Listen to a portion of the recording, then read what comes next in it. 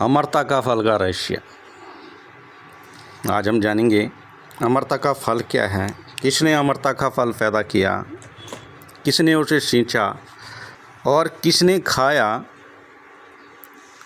जिसने खाया है वो मुक्त हुआ है, वो जीवन मृत्यु के बंधनों से मुक्त हुआ है, वो दुख परेशानियों से आज़ाद हुआ है, वो कर्म कांडों से आज़ाद हुआ है, वो नबी बाबा पंडित मूर्ति यात्रा जप तप से आज़ाद हुआ है। क्योंकि बोला भी गया है कि ब्रह्मांड में दो ही पार्ट हैं और इनके बीच एक किल्ली है जो दोनों को सपोर्ट करती है। सपोर्ट दे रखा जिसने, इन दोनों पार्टों के बीच किल्ली है, जो किल्ली के साथ हो जाता है वो बच जाता है ना। तो अमरता का फल का रहस्य के बारे में आज जानेंगे कि ईश्वर ने ब्रह्मांड रचा तो मनुष्य के उद्धार के लिए वो फल, वो बीज, वो पेड़, वो फल भी कर रचा है ना। तो विश्वास करने वालों का, जिन्होंने विश्वास किया है उसने जाना है। अमरता का फल किसी बाबा माता पंडित नबी कर्मकांड यात्रा व्रत तीर्थ मूर्ति जप तप में नहीं है, क्योंकि ये जानते ही नहीं है अमरता का फल क्या है। ये वृक्ष को पूज रहे हैं, मतलब सनातन को पूज रहे हैं, मगर सनातन की रीति को समझ नहीं रहे ना। सनातन ने, ईश्वर सबका है, चाहे वो हिंदू हो, मुस्लिम हो, सिख हो, ईसाई हो, है ना। मगर ईश्वर ने सबको रचा है अपना दे के, अपनी नथनों की सांस दे के, अपनी आत्मा दे के, अपनी बुद्धि दे के, है ना। तो इस चीज़ को हम समझेंगे, जो अमरता का फल खा लेता है वो किसी पंडित बाबा नबी मूर्ति के पीछे नहीं भागता। अमरता का फल जैसे पृथ्वी में गेहूँ है, गेहूँ का भी एक बीज है, किसान बीज उठाता है, खेत में डालता है और खेत उसे क्या देता है, फसल देता है ना। मिट्टी में अंकुर फूटता है और एक बीज, एक दाने में, एक बाली में कई बालियाँ हो जाती हैं और एक बाली में कई फल हो जाते हैं ना, कहीं दाने निकलते हैं ना। तो ये है बहुगिणत, बहुगुणा करने वाला, है ना। बरकत बोलते हैं जिसको ना। आपने एक बोया और कहीं काट ले, आपने 30 गुना काटा, 60 गुना काटा, 100 गुना काटा, है ना। तो इससे क्या हुआ, बरकत मिली। ईश्वर की एक रीति है, इसको हम समझेंगे कि बोया है किसान ने और किसान ही उसे काटेगा ना। तो जब किसान ही उसे काटेगा तो उसका फल भी किसान ही भोगेगा ना, उसका सुख भी किसान की ही तृप्त होगी, चाहे वो बेचे उसे, पैसा बढ़े उसका, कुछ भी बढ़े ना। तो ब्रह्मांड में एक ऐसी शक्ति है जिसको हम सनातन बोलते हैं, और सनातन के सर और पैर, है ना। पैर भी जो है एकदम अधोलोक तक, जिसको बोलते हैं मृत्यु लोक तक है, और सर जो है सातवां आसमान से भी ऊपर है ना। जैसे हम बोलते हैं स्वर्ग सिंहासन है, जिस ईश्वर का स्वर्गीय सिंहासन है, और पृथ्वी और अधोलोक तक उसके पैर ही आते हैं, तो कौन उसको बच पाएगा ना। तो ईश्वर को बचना ये नहीं कि हम मंदिर जा रहे हैं, यात्रा व्रत तीर्थ कर रहे हैं, है ना। तो इनसे ईश्वर को नहीं बजा सकता ना, भज नहीं जा सकता। और भजे भी इंसान अपने मन से, तो उसका रास्ता उल्टा है। तो अमरता का फल ईश्वर ने मनुष्य के कल्याण के लिए किसी मनुष्य में ही बोया है ना। जो ईश्वर मनुष्य में, जैसे किसान है, किसान ने फल बीज उठाया और बोया और उसका हकदार वही हुआ कटने का ना। तो ऐसे ईश्वर ने भी एक बीज बोया जिसको सत्य बीज बोलते हैं, जो सत्य का बीज है, अमरता का फल है। उस फल को, फल का मतलब होता है बीज, है ना। बीज फल में ही आते हैं।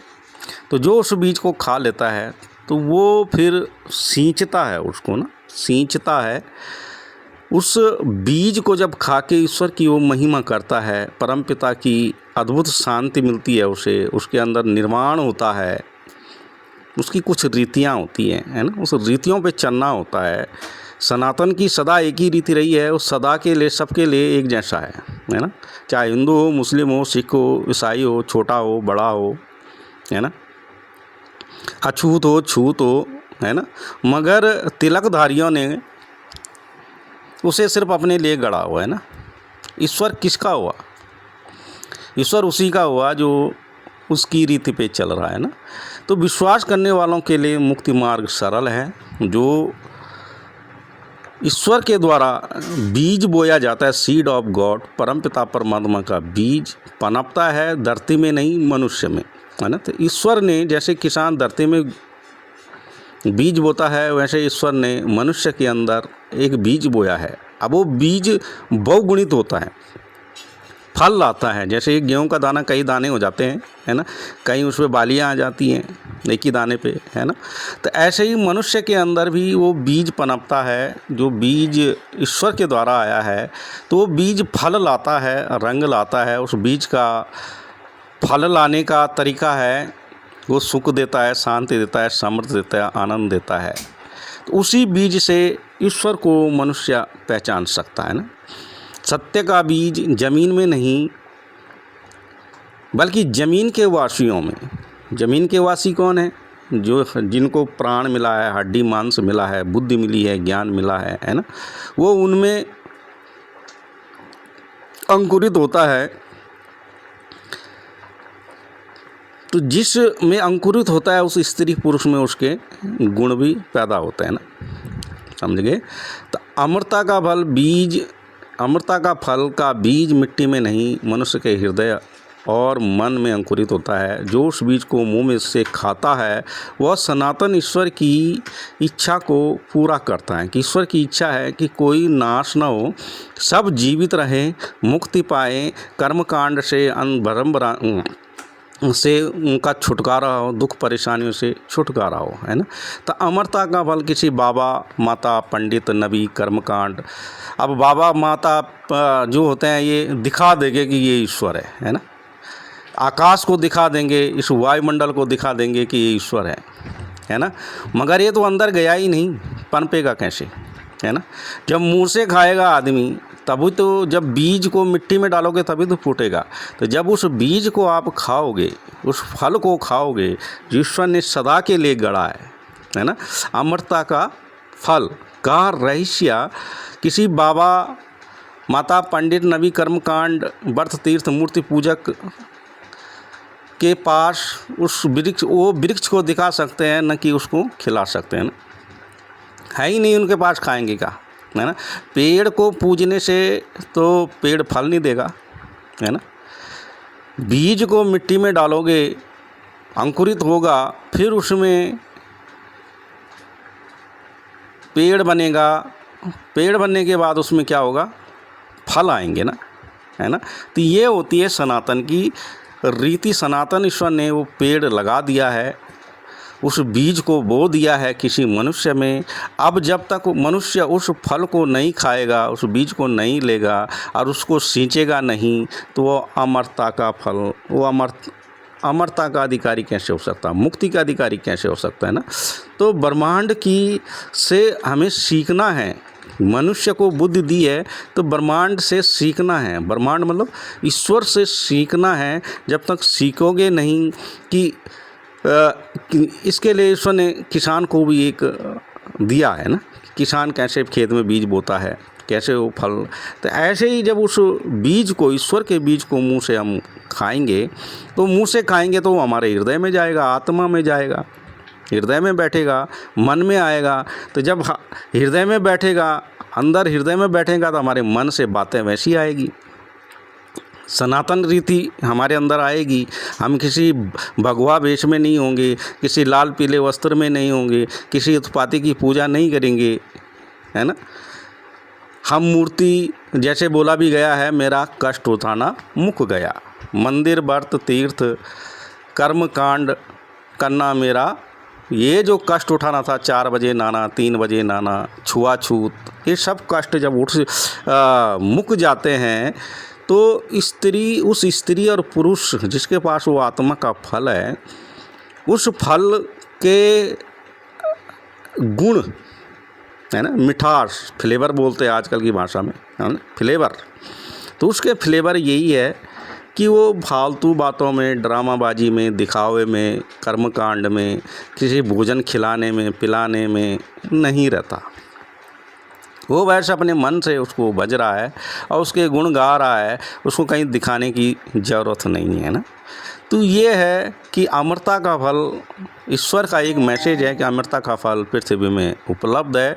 जो उस फल, उस बीज को खाएगा, उसमें वृक्ष भी बनेगा। सनातन रीति, सदा रहने वाली रीति को कहते हैं मुक्ति। वो जन्म मृत्यु के बंधन से आज़ाद हो जाएगा और अखंड अभेद ईश्वर के साथ सदा से जो ईश्वर की रीति रही है तो वो उस आनंद में प्रवेश कर जाएगा ना। तो वो शांति, वो आनंद ईश्वर में होता है। जो उसको बसते हैं, जो उसे जानते हैं, उसकी अद्भुत शांति, परमपिता परमात्मा की अद्भुत शांति उन्हें मिलती है। वो अपना निर्माण करते हैं, सत वचन से करते हैं, विश्वास से करते हैं। तो आज का यही हमारा मैसेज है। ठीक है, सभी को ये अमरता का फल प्राप्त हो। इतनी बुद्धि ईश्वर ने सबको दे रखी है कि उस बुद्धि का वो सदुपयोग कर सकते हैं। कमाने, खाने और ओढ़ने तक ही नहीं रहे, यारी दोस्ती रिश्तेदारी तक ही नहीं रहे, बल्कि सनातन ईश्वर ने जैसे बोला भी गया है, हर एक मनुष्य को अपने हिस्से की चढ़ाई खुद ही चढ़नी है ना। तो उस चढ़ाई को सब चढ़े, उस फल को सब खाए, वो फल सब में अंकुरित हो, और उस फल के जो गुण हैं, जो रस है, जो उसका स्वाद है ना, हिंसा न करना, किसी को गाली गलौच न देना, किसी के प्रति रंजिश न रखना, सबको माफ़ करना, ये ईश्वर की सहनशीलता, ईश्वर की क्या है, ये गुण है उसमें। तो गुण उसी में पनपते हैं, उसी में ठहरते हैं।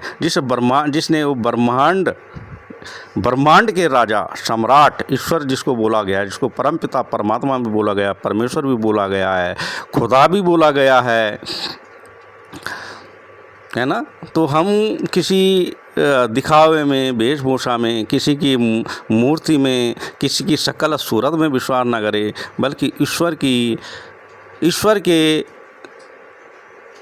उस वचन में जो निराकार है, कि उसने कहा कि मैं निराकार हूँ, ज्योति स्वरूप, उस ज्योति में, उस बीज में अपना जीवन तराशे। वही एक मुक्ति का रहस्य है जो उसको समझता है, जानता है, लेता है, तो आगे उसमें बोता है, बसता है, मन से तन से भरपूर होता है।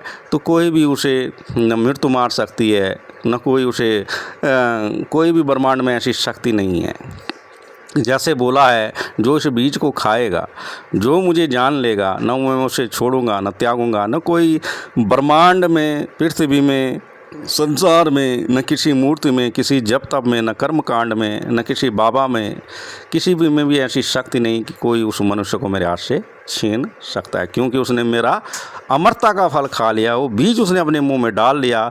उसने मेरे नियमित जो भी किया है, मुझे भजा है, भजन गाया है, मेरा गीत गाया है, मेरी महिमा की है, मैं उसे अपनी सामर्थ्य दूंगा, मैं अपना जीवन उसे दूंगा। जैसा मेरा जीवन है सदा एक जैसा, वैसे वो मेरे दाहिने हाथ में विराजमान हो जाएगा। यही सनातन की रीति है। इस चीज़ को समझे, अपना जीवन सुखमय गए। ठीक है, धन्यवाद, नमस्कार।